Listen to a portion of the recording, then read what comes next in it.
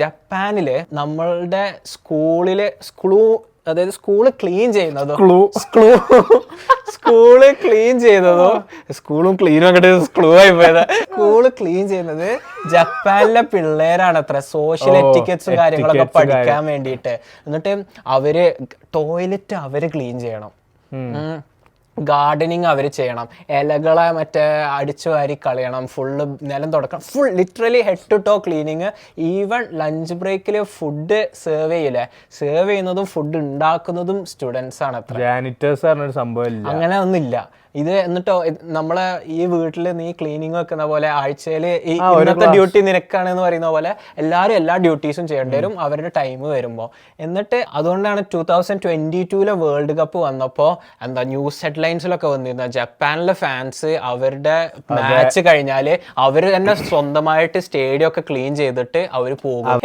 ചിരിക്കാനും ചിന്തിപ്പിക്കാനുമുള്ള രണ്ട് ബെസ്റ്റ് ഫ്രണ്ട്സിന്റെ പോഡ്കാസ്റ്റിലേക്ക് എല്ലാവർക്കും സ്വാഗതം. ഞങ്ങൾ ഇന്ന് പോഡ്കാസ്റ്റിൽ ഈ നമ്മളുടെ കാനഡ വെസ്റ്റേൺ കൺട്രീസിൽ ടോയ്ലറ്റ് പേപ്പർ ഒക്കെ യൂസ് ചെയ്തിട്ടുള്ള വാഷ്റൂംസും നമ്മളെ ഇന്ത്യയും സൗദിയും നമ്മളുടെ നനഞ്ഞ വാഷ്റൂംസിനും തമ്മിലുള്ള ഡിഫറൻസും കൾച്ചറൽ ബാരിയേഴ്സ് തമ്മിലും, കാനഡ എത്രത്തോളം പ്രോഗ്രസീവ് ആണ്, മിഡിൽ ഈസ്റ്റേൺ കൺട്രീസ് പ്രോഗ്രസീവ് അല്ലേ, അവിടെ ഒരു ആണും പെണ്ണും ഒരുമിച്ച് നടന്നാൽ എന്താണ് സംഭവിക്കുക, ഡിസ്പ്ലേ ഓഫ് എഫെക്ഷൻ ഓരോ രാജ്യത്തും എങ്ങനെയാണ് മാറി മറയുന്നത്, അതെ അങ്ങനത്തെ കാര്യങ്ങളൊക്കെ സംസാരിക്കുന്നുണ്ട്. അതുപോലെ തന്നെ സമീർ ഒരു മസാജിന് പോയപ്പോൾ ഒരു സ്ത്രീ അവനെ തൊട്ടപ്പോൾ അവനെ എങ്ങനെ ഫീൽ ചെയ്തു, ഒരാള് ഇവരെ വർക്ക് ചെയ്തപ്പോൾ എങ്ങനെ ഫീൽ ചെയ്തു എന്നൊക്കെ സംസാരിക്കുന്നുണ്ട്. So roll the intro music.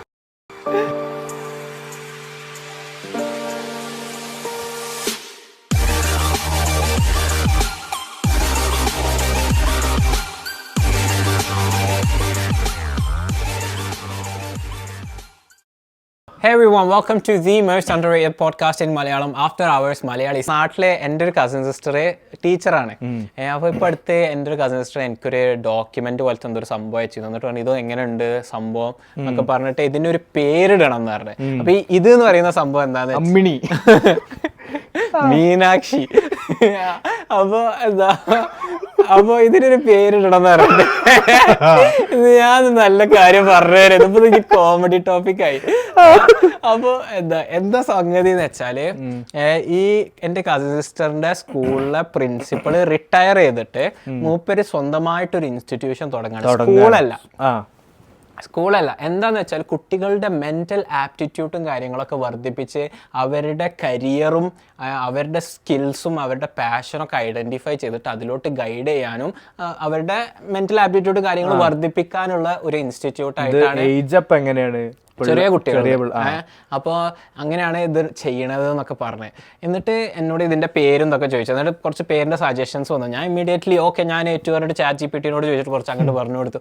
എന്നിട്ട് അപ്പം ഞാൻ ചോദിച്ചു ഇത് സ്കൂളിൻ്റെ ഭാഗമാണോ അതോ ഇത്, അപ്പോൾ എന്നോട് പറഞ്ഞു അല്ലല്ല ഇത് ഇൻഡിപെൻഡൻ്റ് ആയിട്ട് വേറെ തന്നെ ഒരു ഇൻസ്റ്റിറ്റ്യൂട്ട് തുടങ്ങുകയാണ്. അതിൽ എന്നിട്ട് പേരൻസിന് സൈനപ്പ് ചെയ്യുക, എന്നിട്ട് അതിൽ ഇങ്ങനെ കുട്ടികളുടെ പാഷൻ അവരുടെ സ്കിൽസ് ഇതൊക്കെ ഐഡൻറ്റിഫൈ ചെയ്തിട്ട് അവരെ പ്രോപ്പറായിട്ട് ഗൈഡ് ചെയ്യും. പിന്നെ അവരുടെ മെൻ്റൽ ആപ്റ്റിറ്റ്യൂഡ് ഈ കാര്യങ്ങൾ ഇതൊക്കെ ഗ്രോ ചെയ്യാൻ സഹായിക്കുന്നതാണ്. അപ്പോൾ ലിറ്ററലി ഞാൻ എൻ്റെ കസിൻ സിസ്റ്ററിനോട് ചോദിച്ചു ലിറ്ററലി ഇത് തന്നെയല്ല സ്കൂളിൻ്റെ പർപ്പസ് എന്ന് ചോദിച്ചു. അതെ, ഇതാണല്ലോ ഇതിനു വേണ്ടിയാണല്ലോ സ്കൂൾ എന്ന് പറഞ്ഞിട്ടുള്ളൊരു സംഭവം നമ്മൾ ഉണ്ടാക്കുന്നത്. അപ്പൊ എന്റെ കസിൻ സിസ്റ്റർ ടീച്ചറാണ്. എന്റെ കസിൻ സിസ്റ്റർ എന്നോട് പറഞ്ഞേ സ്കൂളിന്റെ ഇൻ ഡെഫിനിഷൻ ഇതൊക്കെയാണ് പർപ്പസ്. പക്ഷെ സ്കൂളിൽ എന്താ നമുക്ക് ആവശ്യമില്ലാത്ത കുറേ കാര്യങ്ങൾ മനഃപ്പാഠം പഠിക്കുക എന്നല്ലാതെ ഇങ്ങനത്തെ കാര്യങ്ങളൊന്നും സ്കൂള് പഠിക്കുന്നില്ല. ടീച്ചേഴ്സ് വരെ പാർട്ട് ഓഫ് ദ സിസ്റ്റം. അവർക്ക് ഒറ്റക്കൊന്നും ചേഞ്ച് ചെയ്യാൻ പറ്റൂല.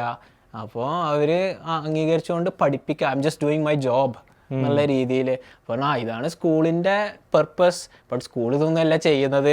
അപ്പോൾ ഇത് ചെയ്യാൻ വേണ്ടിയിട്ട് വേറൊരു ഇൻസ്റ്റിറ്റ്യൂട്ട് തുടങ്ങുക. പക്ഷെ ഞാൻ പറയുന്നത് ചിലപ്പോൾ ഇങ്ങനത്തെ ഇൻസ്റ്റിറ്റ്യൂട്ട്സിന്റെ സക്സസ് റേറ്റ് കാണുമ്പോൾ ചില ഗവൺമെന്റ്സിനൊക്കെ ഇതിങ്ങനെ ചെയ്താലും since we are seeing the result നമുക്ക്, കാരണം ഇത്രയും കാലം കൊണ്ടുവരുന്ന ഒരു സിസ്റ്റം ഒരു സുപ്രഭാതത്തിൽ അതങ്ങ് പൊളിച്ചു മാറ്റിയിട്ട് ഇതായാല് അതിന്ന് സക്സസ് റേറ്റ് വരുന്നുണ്ടോ? At the end of the day ഈ ആൾക്കാർക്കൊക്കെ നല്ലൊരു ജോലി, നല്ല പൊസിഷൻ അതാണല്ലോ. ഞാൻ ഇപ്പൊ അടുത്ത് ആലോചിച്ചൊരു കാര്യമുണ്ട്. ഇവിടെ കാനഡയില് 16 വയസ്സ് മുതൽ പിള്ളേര് പഠിക്കാൻ പാർട്ട് ടൈം ജോബ് ചെയ്യാൻ തുടങ്ങും. എന്നിട്ട് പിന്നെ ഇവര് പാർട്ട് ടൈം ജോബ് ചെയ്തുകൊണ്ടാണ് ഇപ്പം 16 വയസ്സ് പറയുമ്പോൾ 10ാം ക്ലാസ്സോ അല്ല ഉണ്ടാവുക, മാക്സിമം +1. അപ്പോൾ 10ാം ക്ലാസ് ആണെന്ന് കൂട്ടിക്കോ. അപ്പോൾ 10ാം ക്ലാസ്, 11ാം ക്ലാസ്, 12ാം ക്ലാസ് അവർ വർക്ക് ചെയ്തുകൊണ്ട്, പാർട്ട് ടൈം വർക്ക് ചെയ്തുകൊണ്ടാണ് അവർ പഠിക്കുന്നത്. അതിന്റെ പുറമെ പിന്നെ അവർ കോളേജിലോട്ട് പോകുമ്പോൾ, കോളേജ് പറഞ്ഞാൽ ഭയങ്കരമായിട്ട് പഠിക്കാനുണ്ടാകും, ഭയങ്കര സീരിയസ് ആണ്, ഭയങ്കര ഇമ്പോർട്ടൻ്റ്, കോളേജോ യൂണിവേഴ്സിറ്റി ആവട്ടെ, അതും അവർ ഇതേപോലെ തന്നെ പാർട്ട് ടൈം ജോബ് ചെയ്തുകൊണ്ട് അവരുടെ ഫീസ് അവർ സ്വന്തമായിട്ട് ഉണ്ടാക്കിക്കൊണ്ട് ആണ് അവർ ഈ കോളേജിൽ അസൈൻമെന്റ്സും പഠനവും ഇതൊക്കെ ചെയ്തു പോകുന്നത്. എന്നിട്ട് അവർ ജോബ് സെക്യൂർ ചെയ്യുന്നു, അവരവരെ കരിയറിലോട്ട് മുന്നോട്ട് പോകുന്നു, ഇതൊക്കെ നിൽക്കുന്നു. അതേപോലെ തന്നെ ഞാൻ ഇപ്പോൾ അടുത്ത് കണ്ടു, ജപ്പാനിൽ നമ്മളുടെ അതായത് സ്കൂള് ക്ലീൻ ചെയ്യുന്നതോ, സ്കൂള് ക്ലീൻ ചെയ്തതോ, സ്കൂളും ക്ലീനും ഒക്കെ സ്ക്ലൂ ആയി പോയത്, സ്കൂള് ക്ലീൻ ചെയ്യുന്നത് ജപ്പാനിലെ പിള്ളേരാണ് അത്ര, സോഷ്യൽ എറ്റിക്കറ്റ്സും കാര്യങ്ങളൊക്കെ പഠിക്കാൻ വേണ്ടിയിട്ട്. എന്നിട്ട് അവര് ടോയ്ലറ്റ് അവര് ക്ലീൻ ചെയ്യണം, ഗാർഡനിങ് അവർ ചെയ്യണം, ഇലകളെ അടിച്ചു വാരി കളയണം, ഫുള്ള് നിലം തുടക്കണം, full literally head to toe cleaning. Even lunch ബ്രേക്കിൽ ഫുഡ് സെർവ് ചെയ്യുന്നതും ഫുഡ് ഉണ്ടാക്കുന്നതും സ്റ്റുഡൻസ് ആണ് അത്ര. അങ്ങനെ ഒന്നുമില്ല ഇത്. എന്നിട്ടോ നമ്മളെ ഈ വീട്ടിൽ നീ ക്ലീനിങ് വെക്കുന്ന പോലെ ആഴ്ചയിൽ ഈ ഇന്നത്തെ ഡ്യൂട്ടി നിനക്കാണെന്ന് പറയുന്ന പോലെ എല്ലാവരും എല്ലാ ഡ്യൂട്ടീസും ചെയ്യേണ്ടി വരും അവരുടെ ടൈം വരുമ്പോൾ. എന്നിട്ട് അതുകൊണ്ടാണ് 2022 വേൾഡ് കപ്പ് വന്നപ്പോൾ ന്യൂസ് ഹെഡ്ലൈൻസിലൊക്കെ വന്നിരുന്നത്, ജപ്പാനിലെ ഫാൻസ് അവരുടെ മാച്ച് കഴിഞ്ഞാൽ അവർ തന്നെ സ്വന്തമായിട്ട് സ്റ്റേഡിയം ഒക്കെ ക്ലീൻ ചെയ്തിട്ട് അവർ പോകും, അവരുടെ സൈഡിലുള്ള കപ്സ് വേസ്റ്റ് ഒക്കെ ഫുൾ കാര്യങ്ങൾ അവർ ക്ലീൻ ചെയ്തിട്ട് അവർ പോകുന്നു. കാരണം അവരത് സ്കൂളിൽ പഠിപ്പിച്ച ശീലമാണ്.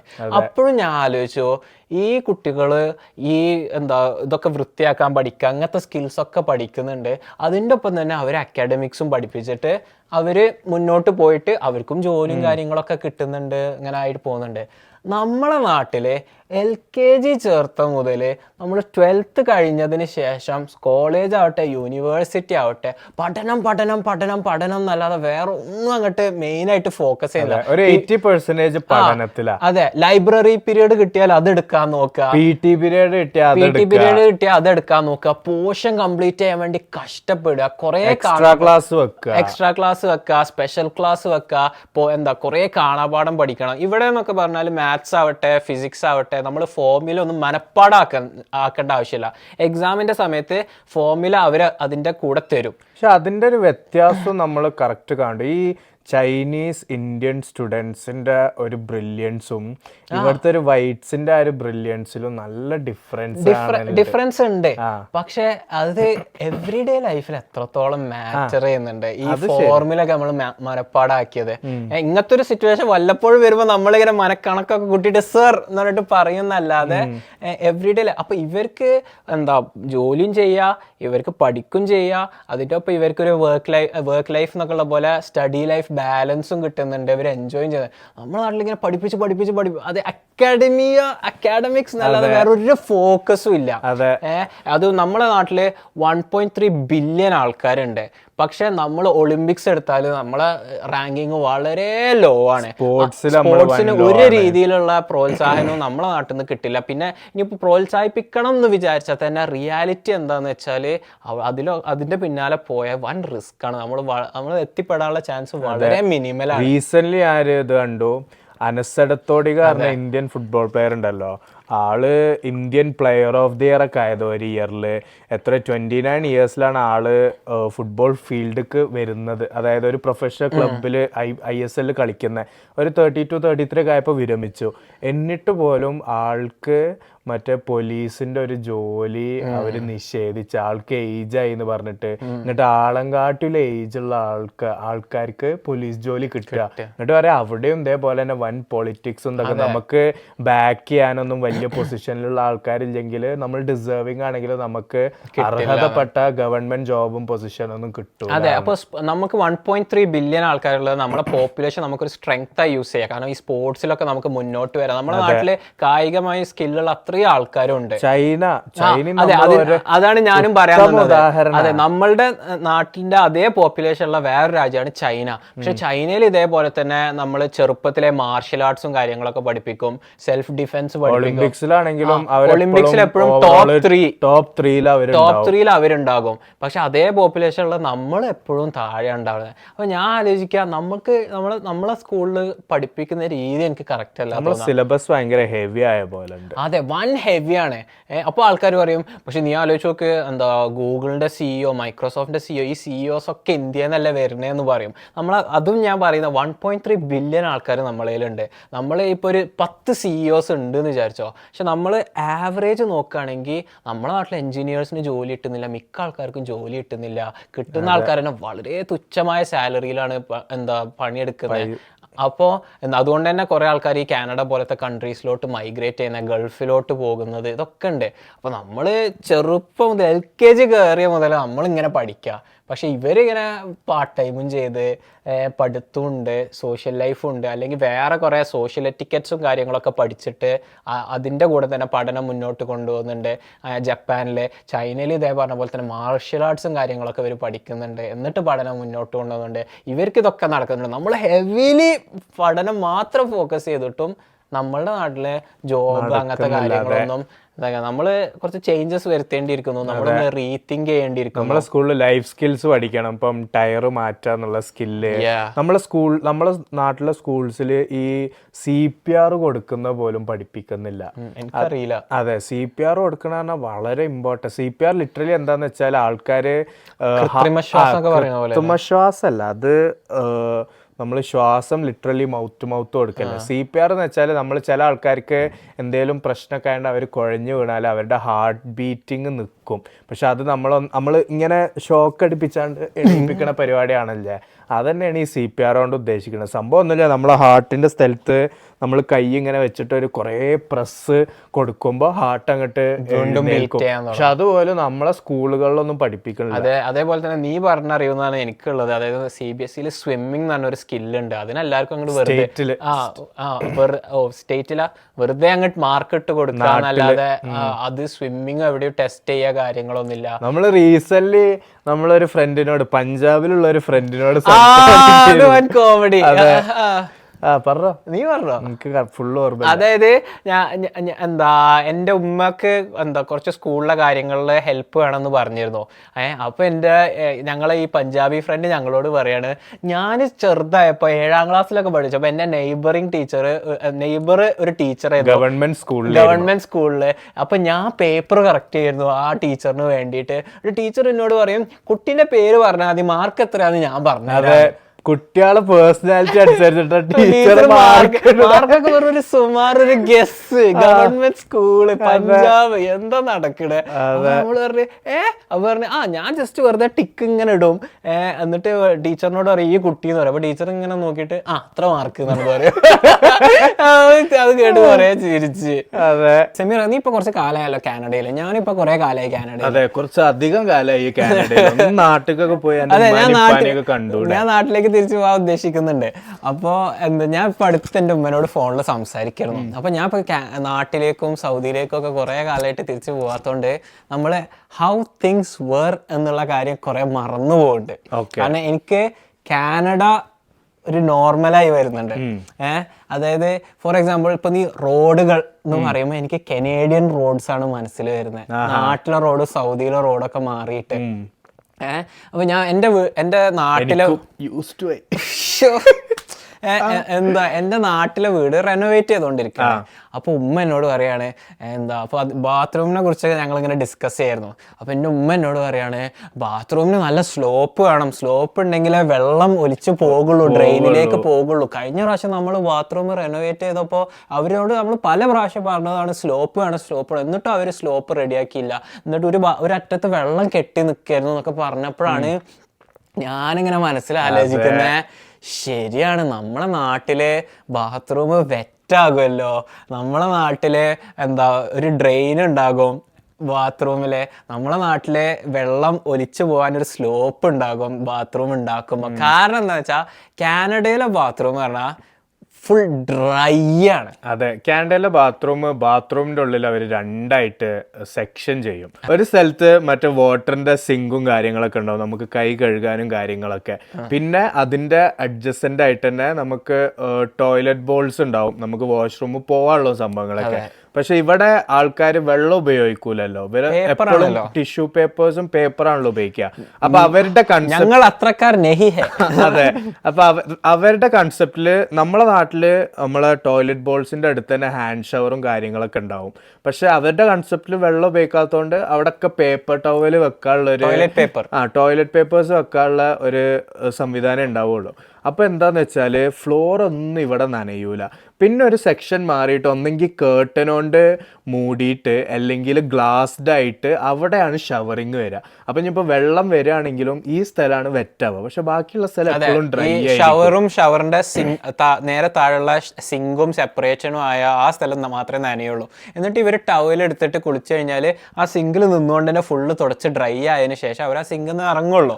ഇറങ്ങുന്ന സ്ഥലത്ത് കാർപ്പറ്റ് ഉണ്ടാവും, നമ്മളെ കാലും അവിടെ ഡ്രൈ ചെയ്യാൻ അത്രക്കും ഡ്രൈ ആയിട്ടാണ്. അതും എത്രത്തോളം ഡ്രൈ ആവുന്നത് നിങ്ങൾക്കുള്ള ഉത്തമോദാഹരണം എന്താന്ന് വെച്ചാല്, ഇവര് ലിറ്ററലി ക്ലോസറ്റ് ഉണ്ടല്ലോ, നമ്മളെ ഈ ക്ലോസറ്റ് എന്ന് അല്ല പറയാ, ടോയ്ലറ്റ് ബോൾ നമ്മളെ നാട്ടിലെ ക്ലോസറ്റ് എന്ന് പറയുന്നത്. ക്ലോസറ്റ് ശരിക്കും വാർഡ്രോബ് ഒക്കെ വെക്കുന്നതിനാ പറയാ. അപ്പൊ ഈ ടോയ്ലറ്റ് ബോൾ ചില വാഷ്റൂംസിലെ ടോയ്ലറ്റ് ബോളിന്റെ തൊട്ടടുത്ത് വരെ അവര് കാർപ്പറ്റ് വെച്ചിട്ടുണ്ടാവും. അതെ, എനിക്കത് കാണുമ്പോൾ എന്തോ പോലെയാണ്. പക്ഷെ അതായത് അത്രയും ഡ്രൈ ആയിരിക്കും. അതേപോലെ ടോയ്ലറ്റ് സീറ്റ് ഇതൊക്കെ ഡ്രൈ ആയിരിക്കും.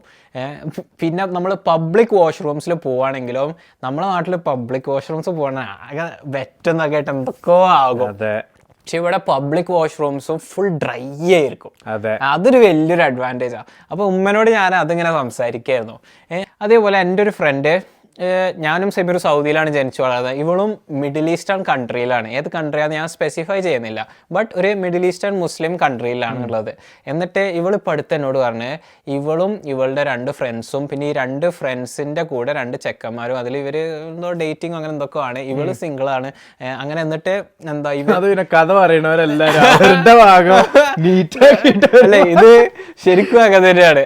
എന്നിട്ട് എന്താ ഏതോ മോളിൽ എന്തോ ഹാങ് ഔട്ട് ചെയ്യാൻ പോയപ്പോൾ അതിലെ ഒരു കപ്പിള് ഇതേപോലെ കാറിൽ എന്തോ കിസ് ചെയ്തു, അങ്ങനെ എന്തോ ചെയ്തു. എന്നിട്ട് ഇവര് കാറിൽ നിന്ന് ഇറങ്ങിയപ്പോഴേക്ക് പാർക്കിംഗ് ലോട്ടിലായിരുന്നു കാറ് നിർത്തിയിരുന്നത്, അപ്പോഴേക്ക് പോലീസൊക്കെ വന്നു എന്ന് പറഞ്ഞേ. അപ്പോൾ ഇവരാകെ പേടിച്ചു, എങ്ങനെ പോലീസൊക്കെ വന്നത് എന്നൊക്കെ വിചാരിച്ച്. അപ്പോൾ പറഞ്ഞ് എന്താ സെക്യൂരിറ്റി ക്യാമറയിൽ കണ്ടിട്ട് പോലീസിനെ വിളിച്ച് ഇൻഫോം ചെയ്തു. അപ്പം ഞാൻ ചോദിച്ചു എന്താണ് കാറിൽ നടന്നത്, പോലീസൊക്കെ വരാൻ മാത്രം. പറഞ്ഞു ജസ്റ്റ് കിസ് ചെയ്തിട്ടുള്ളൂ, വേറെ ഒന്നും ഉണ്ടായില്ല എന്നൊക്കെ പറഞ്ഞു. അപ്പോഴാണ് വീണ്ടും ഞാൻ പറഞ്ഞില്ല നമ്മളെ ആ ഒരു ടോയ്ലറ്റ് ടോപ്പിക്കായിട്ട് ബന്ധമില്ല. ഞാൻ വിചാരിച്ചു ഇനിയിപ്പം ഇവൻ നാട്ടിലത്തെ പറഞ്ഞു കാനഡയിലോ ഇനിയൊരു മിഡിൽ ഈസ്റ്റ് ഇത് എന്റെ ആ ടോപ്പിക് അവിടെ കഴിഞ്ഞു. പക്ഷെ എന്റെ ഒറിജിനൽ ടോപ്പിക് ഉണ്ടല്ലോ, നാടായിട്ട് ടച്ച് വിട്ടോണ്ട് കാനഡയിലെ സംഭവങ്ങളൊക്കെ നോർമൽ ആയിട്ടുണ്ട്. അപ്പൊ പറഞ്ഞ് ഈ ഫ്രണ്ട്സ് ഈ കപ്പിള് കിസ് ചെയ്തു, അത് സെക്യൂരിറ്റി ക്യാമറ കണ്ടിട്ട് പോലീസിനെ വിളിച്ചു. പോലീസ് ഫുൾ കാറിലൊക്കെ ഷോപ്പ് ചെയ്തു. വന്ന ഉടനെ തന്നെ ഇവരുടെ എല്ലാവരുടെയും IDസും ഇതൊക്കെ വാങ്ങിച്ചു. എന്നിട്ട് പേരൻസിനെ വിളിച്ചു. എന്നിട്ട് പേരൻസ് വന്നു. പേരൻസിനെ വിളിച്ചിട്ട് ചെക്കനെ പോലീസ് സ്റ്റേഷനിലേക്ക് കൊണ്ടുപോയി, പെൺകുട്ടീനോട് പോകാൻ പറഞ്ഞു.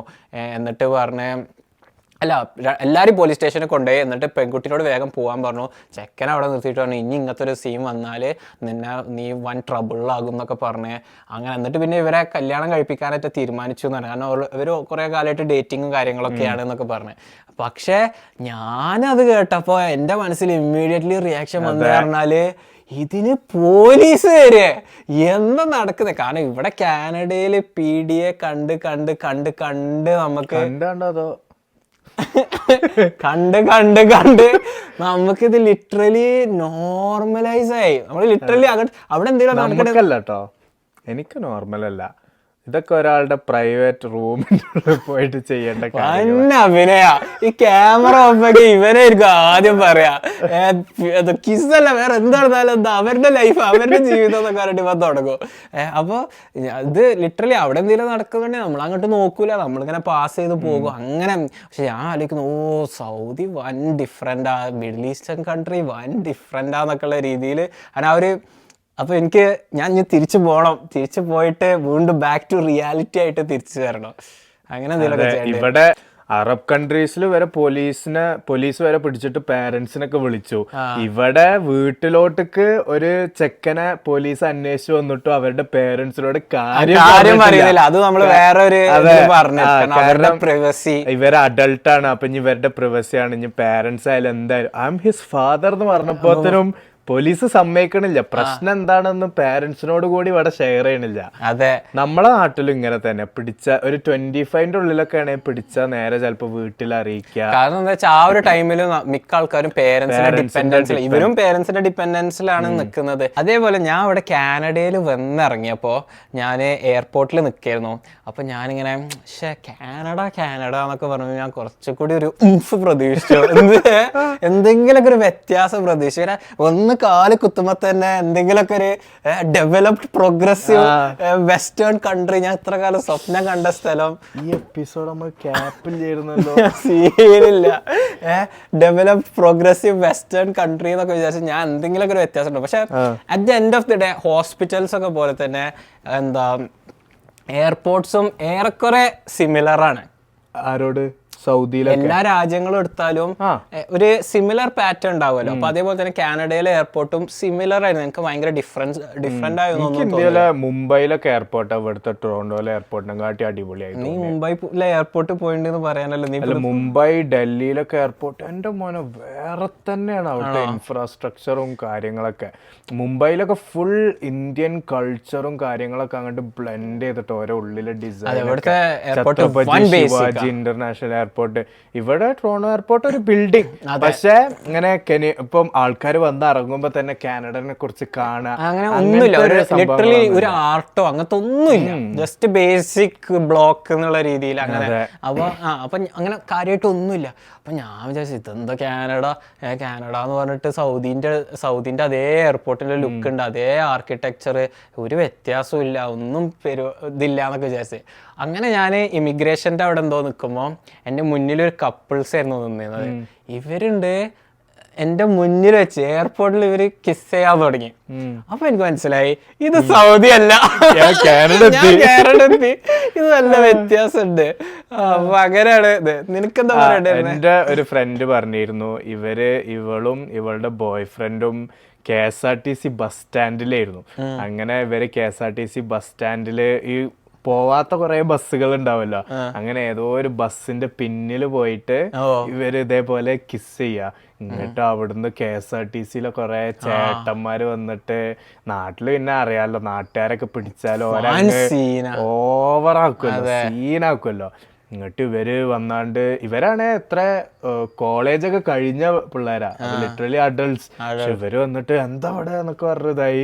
ഇവര് സംസാരിച്ചാ ചിലപ്പോ ഇതാവും പറഞ്ഞിട്ട് ഇവര് രണ്ടാളും ഓടി. ശരിയാവും, ഇവര് ആദ്യം തന്നെ വിട്ട് ചെക്കനെ ചിലപ്പോ കോളറിനെ ഇങ്ങനെ പിടിച്ചില്ല, ചെക്കനെ അടിക്കും. എന്നിട്ടാണ് പിന്നെ സംസാരം എന്തെങ്കിലുമൊക്കെ ഉണ്ടാവാതെ. പല രീതിയിൽ ഞാൻ കണ്ടിട്ടുണ്ട്. ഒന്ന് ഞാൻ കേട്ടിട്ടുണ്ട്, ഒന്നെങ്കിൽ ഇവര് ചെക്കനെ അടിക്കുക, അല്ലെങ്കിൽ ഇവരെ പിടിച്ചു വെച്ചിട്ട് വാ പോലീസിനെ വിളിക്കുക, അല്ലെ വീട്ടുകാർ അങ്ങനെ പറയും. ചില ആൾക്കാര് ഇവര് ത്രറ്റൻ ചെയ്താണ്ട് പറയും ഇവർക്കും ഗേൾ ഫ്രണ്ടിനായിട്ട് എന്തെങ്കിലും ചെയ്യണം, അല്ലെങ്കിൽ ആ കേസ് ഞാൻ കുറെ കേട്ടിട്ടുണ്ട്. അതായത് ചില വൻ സെക്ലൂഡഡ് ആയിട്ടുള്ള പ്ലേസിൽ വരെ എന്തെങ്കിലും ഒപ്പിക്കാൻ വേണ്ടി പോയതൊന്നുമല്ല. പക്ഷെ അവിടുന്ന് ആൾക്കാർ പിടിക്കുമ്പോ ഇവരെന്ത് ചെയ്യും, ഞങ്ങൾക്കും എന്തെങ്കിലും ഇല്ലെങ്കിൽ ഞങ്ങള് ഫുൾ അലമ്പാക്കും, അല്ലെ ചിലപ്പോ ഇവര് പിടിക്കണ വീഡിയോ എടുത്തോണ്ടായിരിക്കും വരാറ്, ഞങ്ങൾക്കും ഞങ്ങൾ വീഡിയോ ഇതാക്കും, അങ്ങനെയൊക്കെ പറഞ്ഞിട്ട് ഇതായിട്ടുള്ള കുറെ ഇൻസിഡന്റ് ഞാൻ കേട്ടിട്ടുണ്ട്. ഒന്ന് ഇത് ഓണപ്പ് ചെയ്യാ, അതായത് വീഡിയോ ഇതായാലും ലീഗലി എത്ര 3 കൊല്ലം 4 കൊല്ലം എന്തോ തടവും കാര്യങ്ങളൊക്കെയാണ് വരിക. പിന്നെ നമ്മൾ സ്ട്രിക്റ്റ് നിങ്ങൾ പോലീസിനെ വിളിച്ചോന്ന് പറഞ്ഞാല് ലിറ്ററലി ഒന്നും ചെയ്യാൻ പറ്റില്ല. ഇവർക്ക് മെയിൻ ആയിട്ട് വരുന്നത് പറയണേ ഞാനും പോലീസ് വന്ന് വീട്ടുകാരെ അറിഞ്ഞ് അപ്പൊ ഇവരൊന്നും നിക്കൂല എന്ന് വിചാരിച്ചിട്ടാണ്. പക്ഷെ അങ്ങനെ ഇത് വന്നാല് ഏറ്റവും ഇത് ഇങ്ങനെ നമ്മളൊരു ആൾക്കാരോട് എഗ്രി ചെയ്യണേലും നല്ല ഓണപ്പ് ചെയ്യാ. അല്ലെങ്കിൽ പിന്നെ ഇവര് പിന്നെ ആ ചെക്കനെ അങ്ങ് മർദ്ദിച്ച് എന്തേലൊക്കെ ചെയ്തിട്ട് പിന്നെ എന്തേലും ചെയ്യാന്നുള്ളൊരു ഓപ്ഷനേ അവിടെ വരുള്ളൂ. But ya this also happens in India lot. പ്രത്യേകിച്ച് നോർത്തേൺ സൈഡിലൊക്കെ ഭയങ്കരാന്ന് കേട്ടിട്ടുണ്ട് ഇത് ഇതാക്കിയാണ്ട്. അങ്ങനെ യാ ക്രൂവൽ വേൾഡ്. അങ്ങനെ ഞാൻ എൻ്റെ ലൈഫിൽ ആദ്യമായിട്ട് മസാജിങ് ട്രൈ ചെയ്യാൻ വിചാരിച്ചു. അതെ, 100 മസാജ് സാൻഡ്വിച്ച്.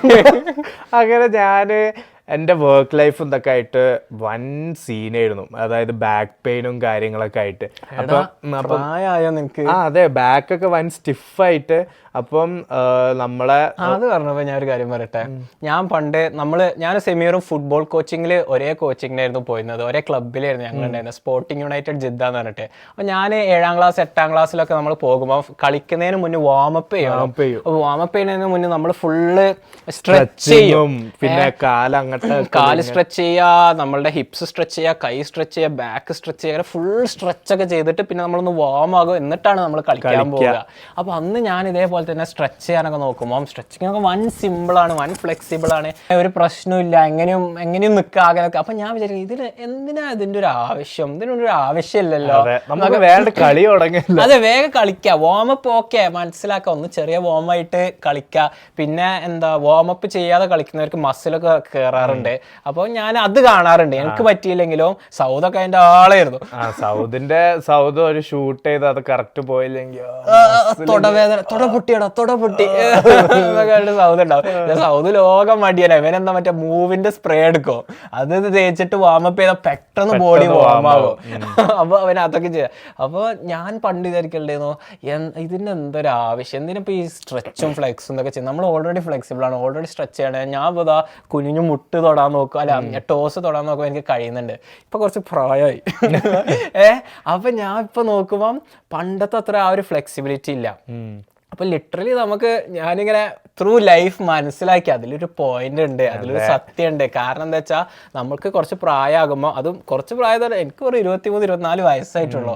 ആ ഒരു പ്രായം ആകുമ്പോഴേക്ക് നമ്മളുടെ ബോഡി ഡെയിലി കുറേ സ്റ്റിഫ് ആയിക്കൊണ്ടേ നിൽക്കും. അപ്പോൾ നമ്മളിപ്പോൾ ഡെയിലി ടോസ് ഇങ്ങനെ ടച്ച് ചെയ്ത് ആ ഒരു ഫ്ലെക്സിബിലിറ്റി കീപ്പ് ചെയ്യുന്നില്ലെങ്കിൽ പിന്നീട് നമ്മളൊരു സമയത്ത് ടോസ് തൊടാൻ പോകുമ്പോൾ നമുക്ക് അങ്ങോട്ട് എത്തൂല.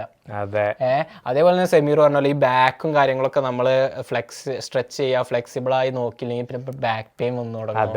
അങ്ങനെ നമ്മളെ ബോഡി പറഞ്ഞ ഒരു കാർ പോലെയാണ്, അത് നമ്മൾ മെയിൻറ്റെയിൻ ചെയ്തില്ലെങ്കിൽ ഞാൻ കുറച്ച് കഴിയുമ്പോൾ സ്റ്റാർട്ടാക്കും, കുറെ കാലം സ്റ്റാർട്ടാക്കാതെ നമ്മളിങ്ങനെ സ്റ്റാർട്ടാക്കുമ്പോൾ വണ്ടി ആയിരിക്കും. അതെ, അങ്ങനെയാണ് ഞാൻ അന്ന് മസാജൊക്കെ ചെയ്തിട്ടൊന്ന് ബാക്കിലെ സ്ട്രെസ്സൊക്കെ ഒന്ന് റിലീവ് ചെയ്യാന്നൊക്കെ വിചാരിച്ചത്.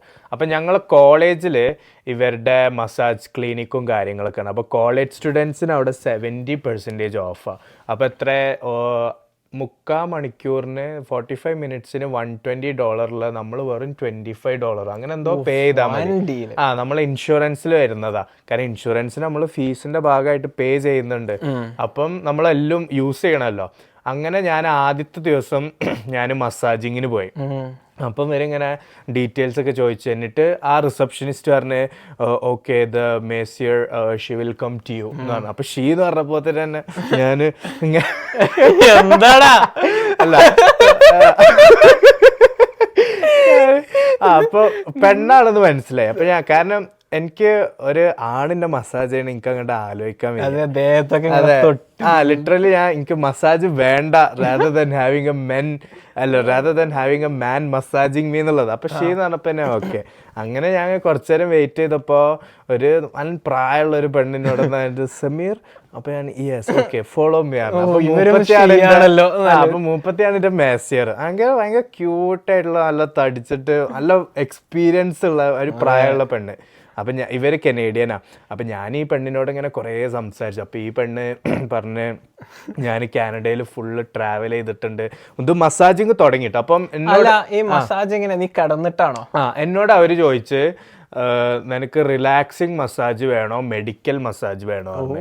അപ്പൊ ഞാൻ പറഞ്ഞു എനിക്ക് മെഡിക്കൽ മസാജ് മതി, കാരണം എനിക്ക് എൻ്റെ ബാക്ക് പെയിനും ഇതൊക്കെയാണ് മെയിൻ.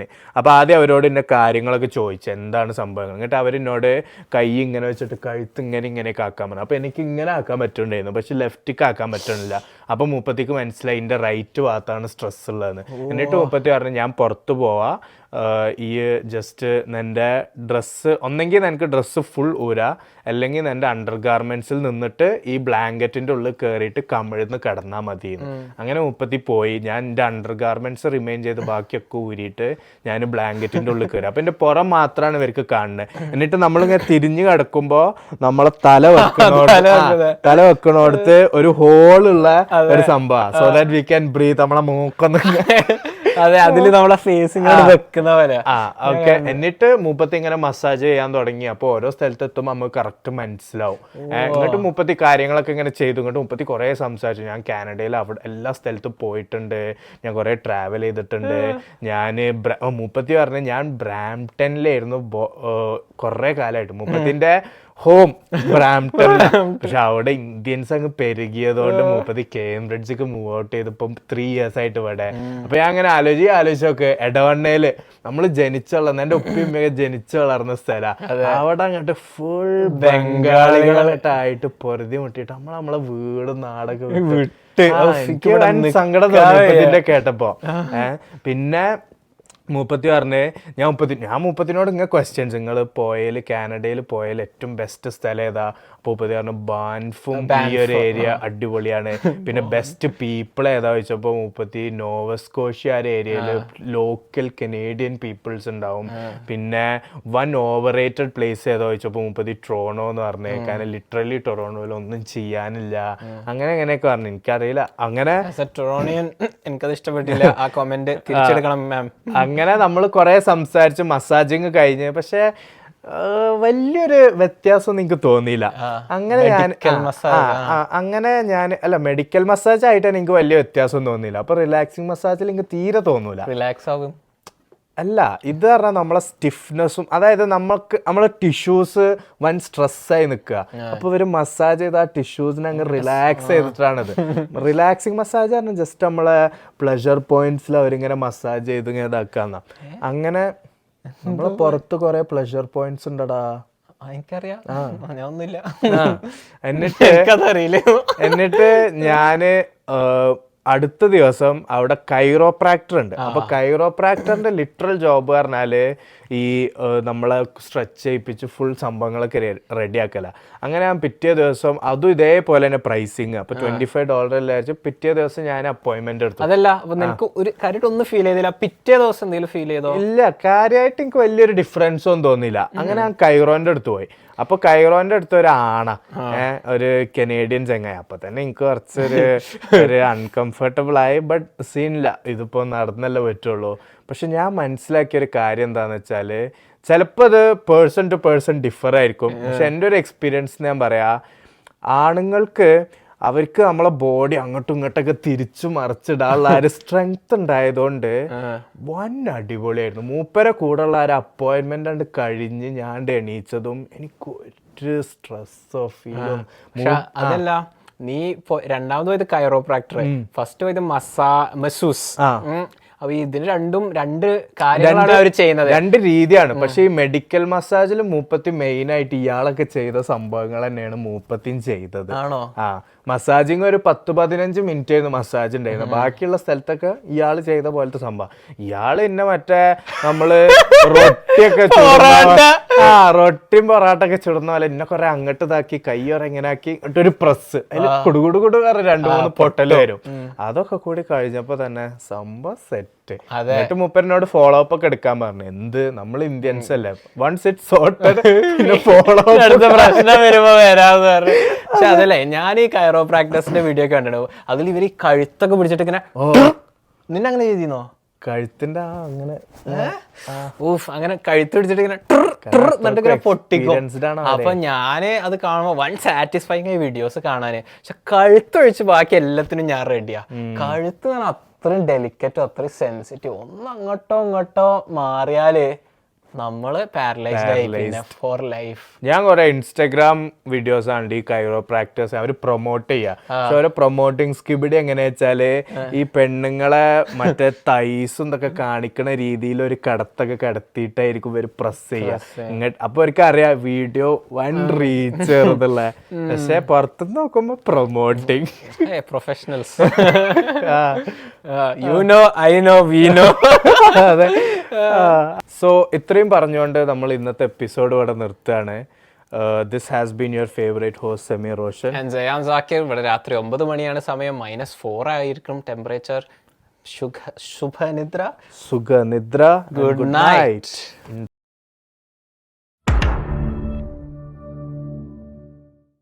ഒരു സ്ഥലം എന്ന് വെച്ചാല് വാസും അതേപോലെ വാസോ വെയ്സ് ബേസിൻ.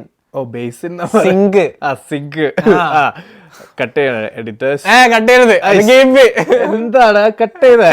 എന്തിനാ വെറുതെ കട്ട് ചെയ്യണേ?